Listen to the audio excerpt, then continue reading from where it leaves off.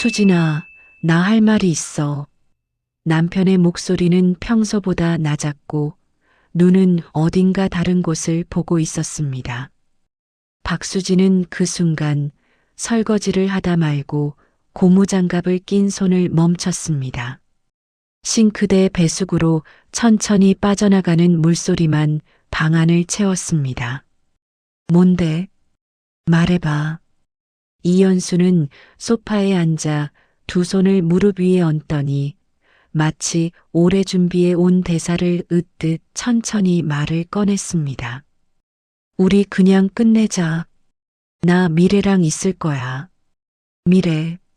한미래. 박수진이 대학 시절부터 18년을 함께한 친구. 수진의 결혼식 때 눈물을 흘리며 축가를 불렀던 그 여자. 남편 사업이 어렵다고 하소연할 때마다 수진아, 내가 버팀목이야. 너 같은 아내가 어딨어라며 밤새 위로해주던 그 목소리의 주인. 수진은 고무장갑을 벗었습니다. 천천히. 한 짝씩. 현수야. 미래가 어떤 미래? 남편은 대답하지 않았습니다. 그 침묵이 모든 것을 말해주었습니다. 안녕하세요. 오늘도 또 다른 사연입니다. 이야기를 시작하기 전에 구독과 좋아요 부탁드리고요. 지금 어디서 듣고 계신지 댓글에 남겨주시면 제가 꼭 인사드리겠습니다. 박수진의 삶은 늘 누군가를 위한 배경이었습니다. 서울 성수동의 작은 패션 브랜드에서 수석 디자이너로 일하던 시절, 수진은 스스로 빛을 내는 사람이었습니다. 바느질한 땀 한 땀에 이야기를 담아내는 능력, 색과 선으로 계절을 만드는 감각. 업계에서는 수진의 눈을 두고 저 여자가 고르면 트렌드가 된다는 말이 돌았습니다. 하지만 결혼과 함께 그 빛은 서랍 속에 접혀 들어갔습니다. 남편 이연수는 식품 유통 사업을 했고 처음에는 잘 됐습니다. 수진은 직장을 그만두고 남편의 회사 격리를 맡았습니다. 장부 정리, 세금 신고, 납품업체 관리. 디자이너 손가락이 이제는 영수증 묶음을 짚고 있었습니다. 괜찮아. 우리 함께 잘 될 거야. 남편은 그렇게 말했고 수진은 믿었습니다. 그러다 5년 전 사업이 흔들리기 시작했습니다.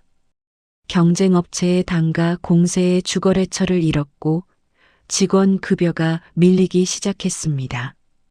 이연수는 매일 밤 거실에서 머리를 감싸 쥐었고 수지는 그 옆에서 새벽까지 함께 자금 계획을 짰습니다.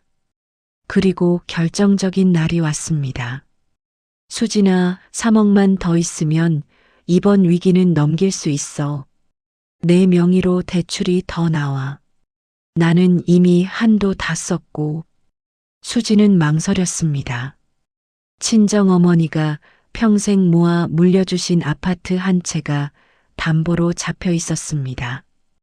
그 집 한 채가 수진의 노후였고 수진 가족의 뿌리였습니다. 하지만 남편의 새빨간 눈을 보면서 수진은 도장을 찍었습니다. 그날 한미래도 함께 있었습니다.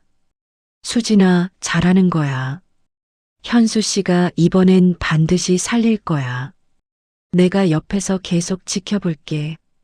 미래의 손이 수진의 등을 가볍게 두드렸습니다.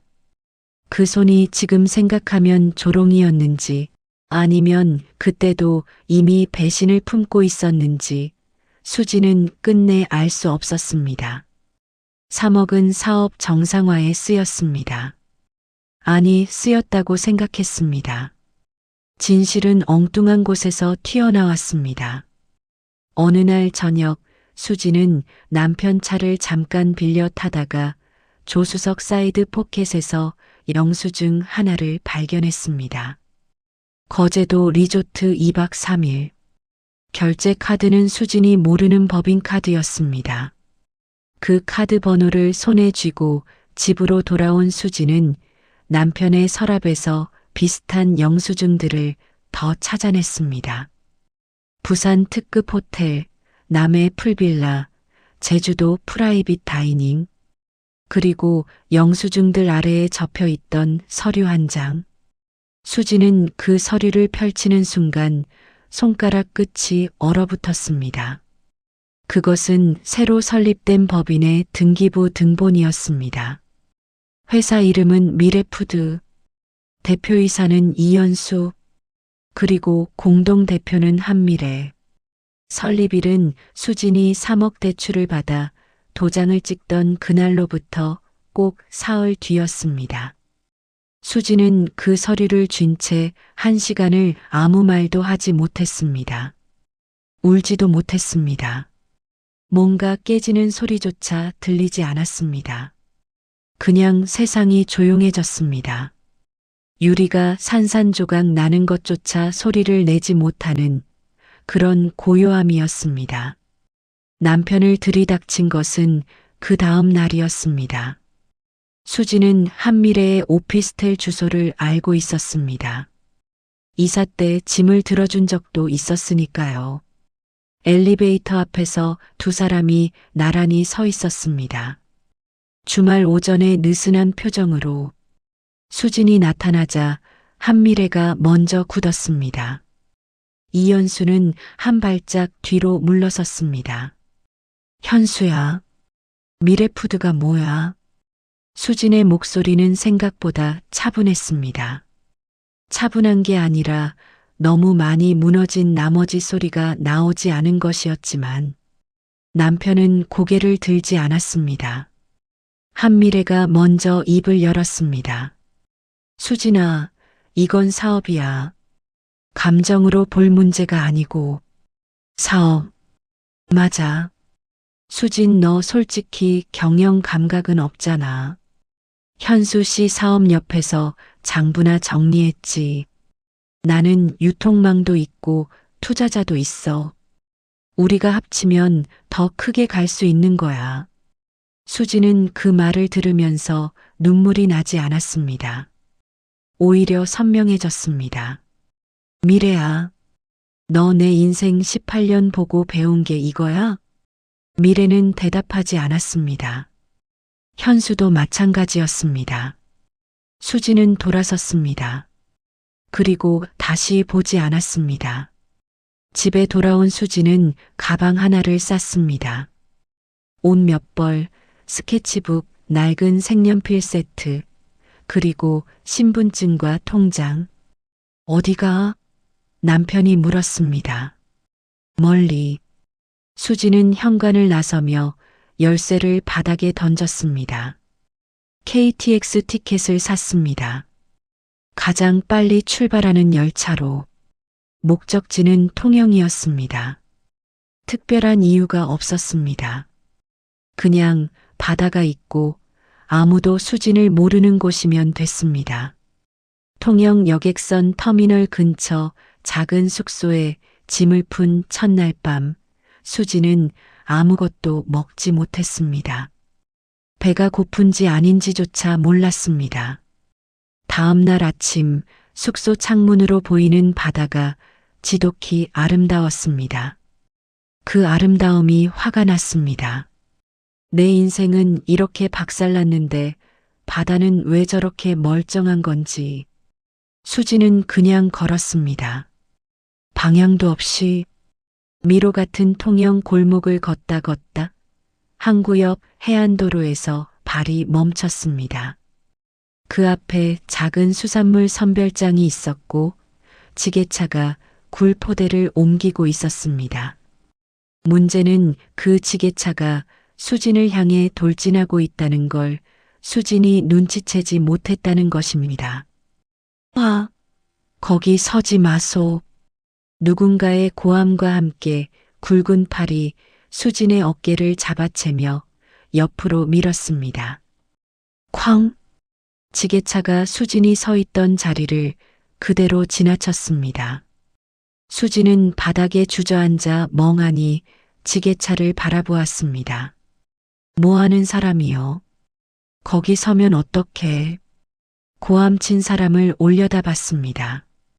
바닷바람에 새카맣게 그을린 얼굴, 장화에 잔뜩 굴껍데기를 묻힌 40대 중반의 남자였습니다. 작업 조끼는 낡았고 모자, 창이 앞뒤로 구겨져 있었습니다. 죄송합니다.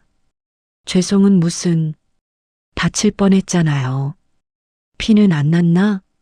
남자는 쪼그려 앉아 수진의 팔꿈치를 살폈습니다. 찰과상이 있었습니다. 잠깐만. 남자는 선별장 쪽으로 성큼성큼 걸어가 작은 구급함을 들고 왔습니다. 거칠고 큰 손으로 소독약을 묻힌 솜을 상처에 댔습니다. 아프면 소리 질러도 됩니다. 굴 선별장에서는 소리 질러도 아무도 안 이상하게 봐요. 수지는 피식 웃을 뻔했습니다. 3일 만에 처음으로 웃음이 나올 뻔한 순간이었습니다. 이름이 뭐요? 박수진이요. 남자는 밴드를 붙이면서 말했습니다. 나는 조민혁. 여기 굴 양식장 합니다. 그렇게 시작된 인연은 이상한 방향으로 흘렀습니다. 숙소로 돌아가려던 수진의 앞을 조민혁이 막아섰습니다. 저기 밥 먹었어? 아니요. 그럼 그냥 가면 안 됩니다. 사람이 쓰러질 것 같은 얼굴을 하고 있는데 내가 보낼 수가 없네. 수지는 거절하려다 말았습니다. 거절할 기력도 남아있지 않았습니다. 민혁은 선별장 한쪽 구석에 있는 낡은 가스버너를 꺼냈습니다. 손놀림이 익숙했습니다. 굴을 씻고 냄비에 쌀을 안치고 그 위에 굴을 잔뜩 올렸습니다. 굴밥이요. 별거 없지만 통영에서 이것보다 좋은 밥은 없습니다. 수지는 말없이 밥을 먹었습니다. 한 숟가락, 두 숟가락, 세 숟가락을 넘길 때 눈물이 뚝 떨어졌습니다. 민혁은 못 본 척 굴껍데기를 분류하는 척 했습니다.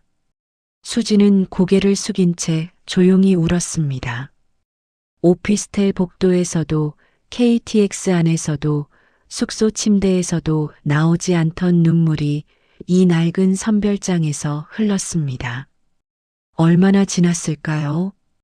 민혁이 물컵을 내밀었습니다.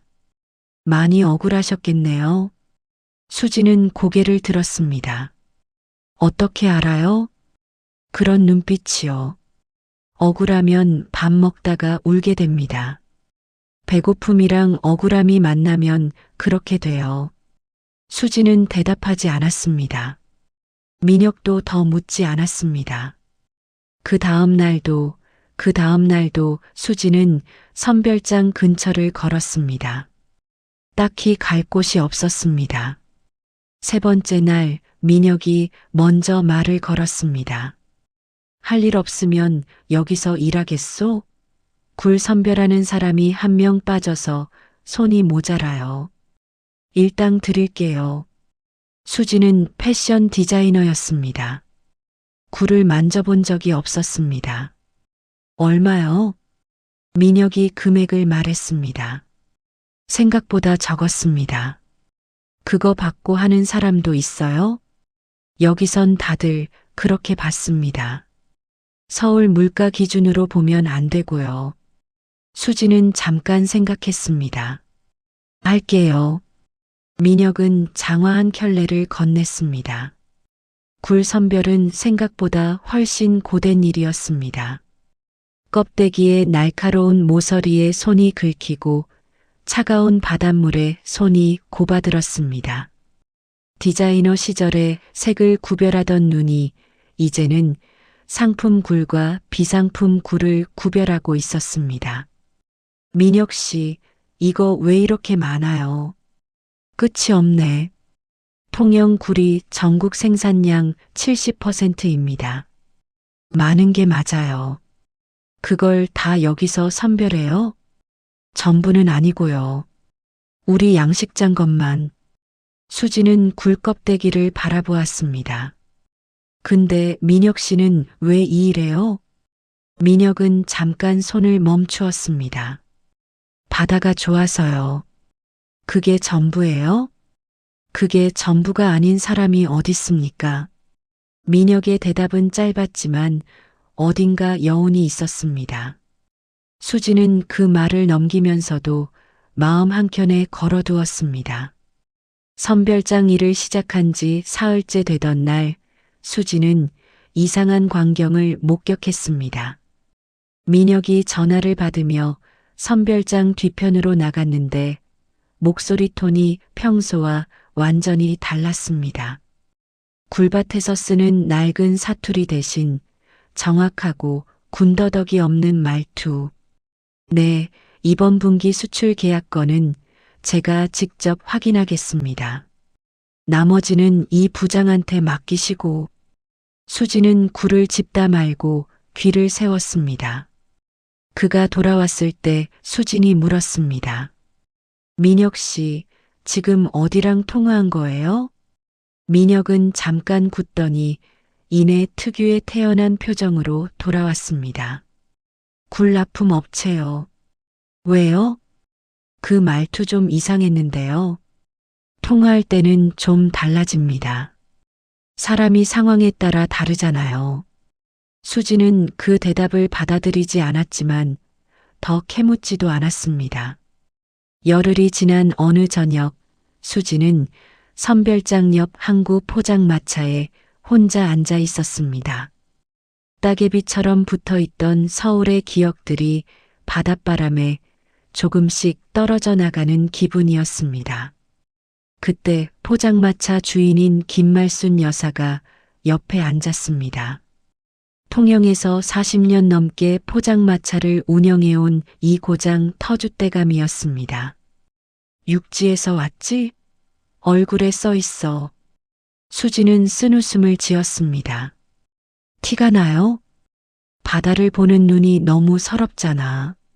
말순 여사는 굴전을 뒤집으며 말을 이었습니다. 사람한테 당한 눈이야. 바다한테 당한 눈이 아니라. 수지는 대답하지 않았습니다. 말순 여사는 소주잔을 앞에 내려놓았습니다. 마셔. 통영 바다가 안주다. 두 사람은 한동안 말없이 앉아 있었습니다. 저기 민혁이 아버지 양식장에서 일한다며.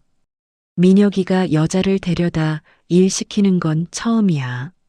수지는 소주잔을 내리며 물었습니다. 민혁 씨 여기 오래됐어요? 한 5년 됐나? 서울서 내려왔어.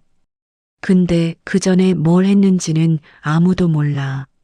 물어봐도 안 가르쳐줘. 굴이 좋아서 왔다는 말만 해. 수지는 그 말을 듣고 잠시 생각에 잠겼습니다. 다음 날 수지는 우연히 충격적인 사실을 알게 됩니다. 시장 입구 게시판에 붙은 지역 신문 한 장. 조혜운 회장 장남 조민혁, 통영 거점 수출 사업 확장 선언. 사진 속 남자는 슈트를 차려입고 있었지만 눈빛은 분명 그였습니다. 조혜운. 통영과 거제 일대 조선 부품 납품 및 수산물 수출로 연매출 수천억을 올리는 그 이름. 수진도 뉴스에서 몇 번 들어본 적 있는 통영의 전설 같은 회사. 그 장남이 굴껍데기 묻은 장화를 신고 수진 옆에서 일하고 있었던 겁니다. 수진은 선별장으로 달려갔습니다. 민혁 씨, 이게 뭐예요? 신문을 들이밀자 민혁은 굴 바구니를 내려놓았습니다. 당황한 기색이 역력했습니다. 수지는 떨리는 손으로 신문을 흔들었습니다. 조혜운 회장 장남? 나한테 왜 이걸 숨겼어요? 내가 우스워 보였어요? 서울에서 남편한테 버림받고 굴이나 따고 있는 여자가 구경거리였냐고요. 민혁은 조용히 수진의 맞은편에 앉았습니다. 구경거리가 아니에요. 그럼 뭔데요? 말하기 어려웠습니다. 어떻게 어려워요? 그냥 나 재벌 아들이에요 하면 되잖아요. 민혁은 한동안 말이 없었습니다. 그러다 천천히 입을 열었습니다. 처음 내려왔을 때 아버지 이름 대면 사람들이 저를 조민혁으로 안 보고 조혜운 아들로만 봤어요. 내가 뭘 좋아하는지, 뭘 잘하는지는 아무도 안 물어봤습니다. 그의 목소리는 낮았지만 진심이 담겨 있었습니다. 당신이 처음 왔을 때 내가 굴밭 아저씨인 줄 알면서도 눈 하나 깜빡 안 하고 굴 선별을 배웠잖아요. 서울에서 뭘 하던 사람인지도 말 안 하면서. 수지는 잠깐 말문이 막혔습니다. 그게 말 안 해도 되는 이유가 되냐고요. 민혁은 고개를 끄덕였습니다. 안 됩니다. 잘못했습니다. 근데 나쁜 의도는 없었어요. 그 말은 믿어줄 수 있겠어요? 수지는 돌아섰습니다. 오늘은 그냥 가겠습니다. 숙소로 돌아온 수지는 창밖을 바라보며 오래 생각했습니다. 그리고 휴대폰 뉴스를 검색했습니다. 미래푸드 유통법인 부산 신선식품 유통시장 진출 선언. 남편 이현수와 한미래의 이름이 나란히 나와 있었습니다. 사진 속 두 사람은 활짝 웃고 있었습니다. 수진의 돈으로 세운 회사, 수진의 3억으로 돌린 사업, 수진의 이름으로 받은 대출이 만든 그 미래. 분노가 차갑게 굳었습니다. 뜨거운 분노가 아니라 서늘하게 식어버린 분노. 그 온도가 더 무서웠습니다. 수지는 스케치북을 꺼냈습니다. 오랫동안 손대지 않았던 색연필도 꺼냈습니다. 그리고 그림을 그리기 시작했습니다. 복수가 아니라 그냥 그리고 싶었습니다. 서울에서 잃어버린 자신을 찾는 것처럼. 다음 날 아침 선별장 앞에 민혁이 서 있었습니다. 손에 굴전 한 봉지를 들고 말순 여사가 전해달라고 했어요. 많이 먹고 기운 차리라고. 수지는 봉지를 받으며 물었습니다. 내가 거기 갔었던 거 알고 있었어요? 통영이 좁아요. 수지는 피식 웃었습니다.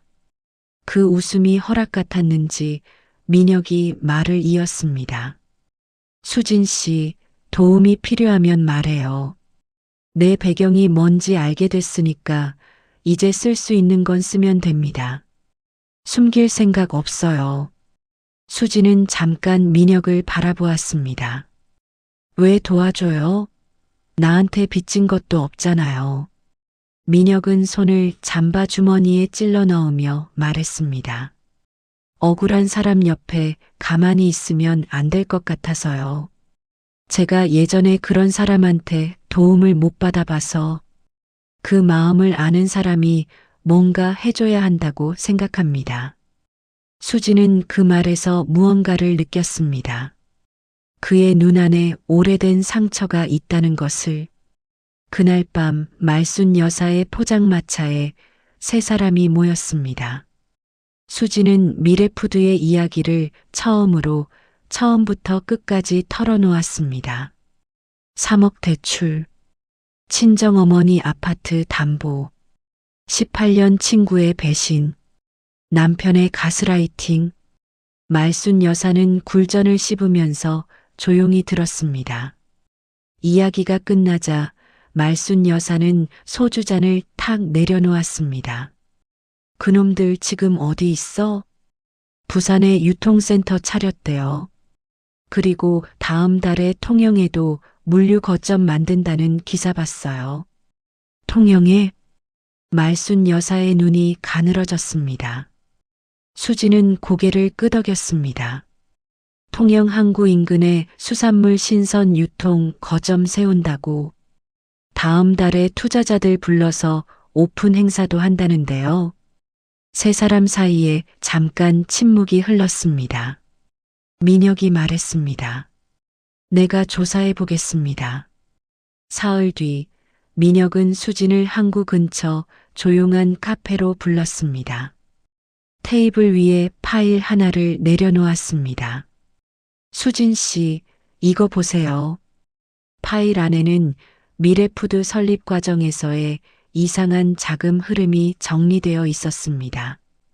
수진이 낸 3억이 어떻게 법인 설립에 쓰였는지, 그리고 추가로 수진 명의로 된 대출 중 일부가 미래푸드 운영자금으로 무단 전용된 흔적. 이건 민사가 아니에요. 형사 사건이에요. 수진은 서류를 들여다보았습니다. 어떻게 이걸 구했어요? 민혁은 간단하게 답했습니다. 아버지 회사 법무팀에 부탁했어요. 합법적인 자료 조회 범위 안에서요. 수진은 민혁을 바라보았습니다. 나 도와주려고 아버지 회사까지 동원한 거예요? 민혁은 대답 대신 커피잔을 들었습니다. 수진 씨가 굴전 먹으면서 온 날 나도 뭔가 먹먹했거든요. 그 빛 같은 게 있어요. 수진의 가슴속이 이상하게 따뜻해졌습니다. 복수는 세밀하게 준비되었습니다. 말순 여사의 정보력이 더해졌습니다. 통영에서 40년을 산 그녀는 미래푸드가 통영 물류 거점 오픈 행사에 누구를 초대했는지, 어느 부두를 임대했는지, 지역 언론사 어디에 광고를 넣었는지까지 사흘 만에 파악해냈습니다. 수지는 스케치북에 계획을 그렸습니다. 마치 패션쇼 무대를 설계하듯. 민혁은 지역 수산유통협회와 투자자, 네트워크를 통해 조용히 움직였습니다. 그리고 오픈 행사 나흘 전 결정적인 카드가 준비되었습니다. 수진명의 대출금 무단 전용 증거, 법인 설립 과정의 배임 혐의, 그리고 투자자들에게 과장된 수치로 보낸 사업계획서, 허위 기재 내역. 수진 씨, 이걸 법원에 낼 수도 있고 행사장에서 공개할 수도 있어요. 어떻게 하고 싶어요? 수진은 잠깐 생각했습니다. 나는 그 사람들한테 직접 말하고 싶어요. 18년 동안 이용당하면서 한 번도 제대로 하지 못한 말을 하고 싶어요. 민혁은 고개를 끄덕였습니다. 그럼 무대를 만들어 드리겠습니다. 행사 당일 통영 항구 새벽은 안개가 짙었습니다. 수지는 숙소 거울 앞에 섰습니다. 5년 만에 처음으로 꺼내 입은 옷이 있었습니다. 디자이너 시절 직접 만든 깊은 네이비 블루 코트. 결혼 후 한 번도 입지 않았던 옷. 그 옷을 입는 순간 수지는 오랫동안 잊고 있었던 자신을 만났습니다. 사라진 게 아니었습니다. 서랍 안에 접혀 있었을 뿐이었습니다. 미래푸드 통영 물류 거점 오픈 행사는 성대하게 차려졌습니다. 항구에 텐트가 쳐졌고 투자자와 지역 상공인들이 모였습니다. 이연수와 한미래는 행사장 중앙에서 사람들의 인사를 받고 있었습니다. 미래는 비싼 코트를 입고 있었습니다. 수진이 사주었던 생일 선물과 같은 브랜드의 것이었습니다. 수진은 행사장 입구에서 잠깐 멈췄습니다. 옆에 서 있던 민혁이 조용히 말했습니다.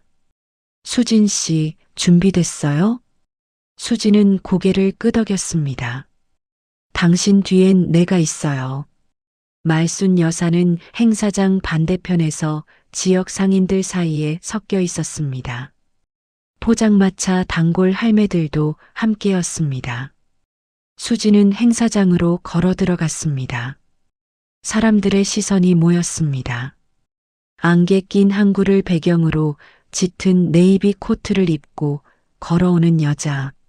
낯선 얼굴이지만 압도적인 무게가 있었습니다. 한미래가 먼저 알아봤습니다. 두 눈이 굳었습니다. 수진이. 이연수도 돌아봤습니다. 와인잔을 든 손이 미세하게 흔들렸습니다. 수진은 걸음을 멈추지 않았습니다. 마이크 앞으로 다가가는 그 10발자국 동안 수진의 심장은 차갑고 고요했습니다. 사회자가 당황해서 마이크를 잡으려 했지만 수진이 먼저 집었습니다. 안녕하세요. 저는 박수진이고요. 행사장이 조용해졌습니다. 오늘 이 자리에 투자하시거나 거래를 검토하고 계신 분들께 드릴 말씀이 있어서 왔습니다. 한미래가 달려오며 소리쳤습니다. 야, 박수진, 당장 내려와. 여기가 어딘데? 수진은 한미래를 바라보았습니다. 미래야, 나는 내가 이렇게까지 할 거라고는 생각 못했어. 18년 동안 넌 내 가장 가까운 사람이었는데. 미래의 얼굴이 굳었습니다. 수진은 눈을 내리깔지 않았습니다. 그러니까 이렇게 직접 말하는 거야. 내가 직접 말할 자격은 있잖아. 수진은 천천히 말을 이었습니다. 여기 모이신 분들, 미래푸드 설립 자본금 중 상당 부분이 제 명의 대출로 조성된 거 알고 계세요? 그리고 그 대출 과정에서 저는 단순 보증인이 아니라 주채무자로 묶여 있어요. 그런데 저는 이 법인의 주주도 직원도 아닙니다.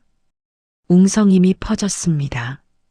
수진은 가방에서 서류를 꺼냈습니다. 이 서류는 금융감독원에 이미 접수된 자금 전용 관련 조사 신청서 사본입니다.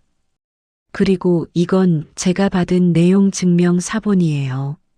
저도 이 회사에 법적 청구권이 있는 채권자예요. 이현수가 앞으로 나왔습니다. 수진아, 지금 뭐 하는 거야? 우리 둘이 얘기할 게 있으면. 수진은 이현수를 돌아보았습니다. 우리 둘이 얘기? 현수야, 오픈 행사에 투자자들 다 모아놓고 우리 둘이 얘기할 내용을 왜 여기서 꺼내냐고. 수진의 목소리는 떨리지 않았습니다. 넌 5년 동안 내 이름을 담보로 썼어. 내가 얼마나 불안했는지 한 번이라도 물어봤어? 잠을 못 자는 날이 얼마나 됐는지. 행사장 분위기가 완전히 바뀌었습니다. 투자자들이 서로 눈을 교환했습니다. 그때 민혁이 행사장 한쪽에서 걸어 나왔습니다. 그의 옆에는 법무팀 직원 2명이 있었습니다. 혹시 조민혁 씨 아닙니까? 한 투자자가 말했습니다. 네. 조혜운 회장 장남입니다. 오늘 이 행사에 참여하려던 일부 수산물 납품 계약건을 재검토할 예정입니다. 법적 절차가 진행 중인 회사와의 계약은 저희 측에서 보류하기로 했습니다. 미래푸드의 오픈 행사는 시작한 지 30분 만에 사실상 무너졌습니다. 한미래는 수진에게 다가왔습니다. 수진아, 나 잠깐만. 우리가 어떤 사이야? 이러지 마. 수진은 미래를 바라보았습니다. 오래 보았습니다. 그리고 조용히 말했습니다. 미래야, 나 이제 더 이상 화도 안 나. 슬프지도 않아. 미래의 눈이 흔들렸습니다. 그냥 다시는 내 이름 기억 안 해줘도 돼. 나도 이제 내 이름 지울게. 수진은 돌아섰습니다. 그것이 수진이 미래에게 건넨 마지막 말이었습니다. 그날 이후 통영의 시간은 조금씩 달라졌습니다. 이현수와 한미래는 금융감독원 조사와 민사소송을 동시에 받게 됐습니다. 수진의 변호사는 3억 상당의 손해배상 청구 소장을 제출했습니다. 수진은 법원 앞 벤치에 앉아 소장 접수 영수증을 손에 쥐었습니다. 10년짜리 체증이 내려가는 느낌이었습니다. 봄이 오자 통영의 굴 양식장에는 새 굴이 매달리기 시작했습니다. 수진은 선별장 일을 계속하고 있었습니다. 이제는 시급을 받으러가 아니라 그냥 있고 싶어서. 민혁 씨, 나 통영에 좀 더 있어도 되죠? 민혁은 굴 바구니를 내리다가 멈췄습니다. 물론이죠. 근데 왜요? 수지는 바다를 바라보았습니다. 여기서 뭔가를 해보고 싶어요. 오래 잊고 살았던 것들이 여기서는 조금씩 생각나거든요. 민혁은 고개를 끄덕였습니다. 뭘 하고 싶어요? 수지는 스케치북을 꺼냈습니다. 며칠 동안 그려놓은 그림들이 가득했습니다. 통영의 풍경들이었습니다. 굴껍데기의 질감, 새벽 안개, 말순 여사의 포장마차 불빛. 이걸로 뭔가 만들고 싶어요. 브랜드인지 전시인지 아직 모르겠는데. 민혁은 스케치북을 들여다보았습니다. 예쁘네요. 수지는 웃었습니다. 오랜만에 솔직하게 나온 웃음이었습니다. 말순 여사가 두 사람을 보며 혀를 찼습니다. 야, 임마들. 굴 옆에서 봄맞이하지 말고 밥이나 먹어. 두 사람은 선별장에 나란히 앉아 말순 여사가 끓인 굴 칼국수를 먹었습니다. 수지는 국물 한 모금을 마시고 눈을 감았습니다. 짜지 않았습니다. 18년의 억울함이 눈물로 다 빠져나가서인지 그냥 맛이었습니다. 통영의 봄맛. 식사가 끝나고 민혁이 수진 옆에 앉았습니다. 수진 씨, 나 하나 물어봐도 돼요? 뭔데요? 통영에 정말 계속 있을 거예요? 수지는 바다를 보았습니다. 글쎄요. 일단은 있고 싶어요. 근데 민혁 씨는요? 민혁은 잠깐 웃었습니다. 저야 뭐 굴이 있는 한 역이 있죠. 수진도 웃었습니다. 두 사람의 웃음이 포개지는 사이로 통영 항구의 봄바람이 지나갔습니다. 한 달 뒤 통영 항구 골목 안쪽에 작은 가게가 문을 열었습니다. 벽에는 수진이 직접 그린 통영 풍경 판화들이 걸렸습니다. 굴껍데기 질감을 살린 텍스타일 소품들이 진열대에 놓였습니다. 가게 이름은 굴껍데기. 왜 하필 굴껍데기예요? 말순 여사가 물었습니다. 수지는 웃으며 대답했습니다. 굴은 껍데기가 제일 두꺼울수록 속살이 제일 달잖아요. 말순 여사는 코웃음을 쳤습니다. 시인이 됐네. 고생하더니. 개업날 선별장 직원들과 해녀 할매들이 모였습니다. 민혁은 평소처럼 낡은 작업 조끼를 입고 왔고 말순 여사는 개업 선물로 굴한 상자를 들고 왔습니다. 조촐하지만 따뜻했습니다. 수지는 그 자리에서 마음속으로 다짐했습니다. 내 이름으로 된 것들이 다시 생겼다. 이번엔 내가 온전히 내 것으로 가져가겠다. 저녁이 되자 손님이 빠지고 민혁과 수진만 남았습니다. 두 사람은 가게 계단에 나란히 앉아 항구의 불빛을 보았습니다. 수진 씨, 왜요? 사실 나 처음에 당신이 선별장에 들어왔을 때 눈빛 보고 이상하게 생각했어요. 어떡해요? 무너진 것 같은데 포기한 것 같지는 않아서요. 수지는 그 말을 듣고 가만히 있었습니다. 민혁이 말을 이었습니다. 그 눈빛 가진 사람이 자기 삶을 되찾는 거 보고 싶었어요. 그래서 도왔을 수도 있고 아니면 그냥 옆에 있고 싶었을 수도 있어요. 수지는 민혁을 바라보았습니다. 어느 쪽이에요? 민혁은 담담하게 말했습니다. 둘 다요.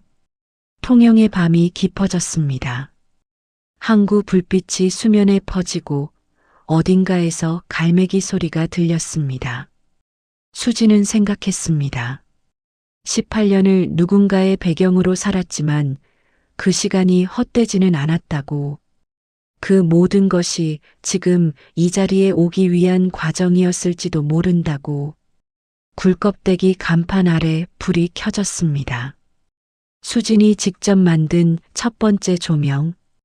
그 빛이 통영 골목 안에 조용히 번졌습니다. 배신당한 그날 수지는 죽고 싶었습니다. 하지만 죽지 않았습니다. 아무도 모르는 항구에서 굴을 따고 빌린 장화를 신고 처음 보는 사람의 밥상에서 울었습니다. 그게 살아있는 증거였습니다. 여러분, 인생이 남의 손에 뜯겨나간 것 같은 날이 있으신가요? 내 이름으로 된 것들이 전부 다른 사람의 것이 되어버린 것 같은 날. 그때 포기하지 마세요. 굴껍데기가 두꺼울수록 속살이 달아지듯 우리의 상처도 시간이 지나면 가장 단단한 부분이 됩니다. 박수진의 이야기는 이제 가장 행복한 챕터로 접어들고 있습니다. 여러분의 챕터도 아직 끝나지 않았습니다. 지금까지 들어주셔서 고맙습니다. 우리 꼭 다시 만나요. 구독과 좋아요는 이런 이야기가 더 많은 분들께 닿을 수 있게 해주는 힘입니다. 지금 어디서 듣고 계신지 댓글에 남겨주세요. 꼭 인사드리겠습니다. 다음 사연도 기다려주세요.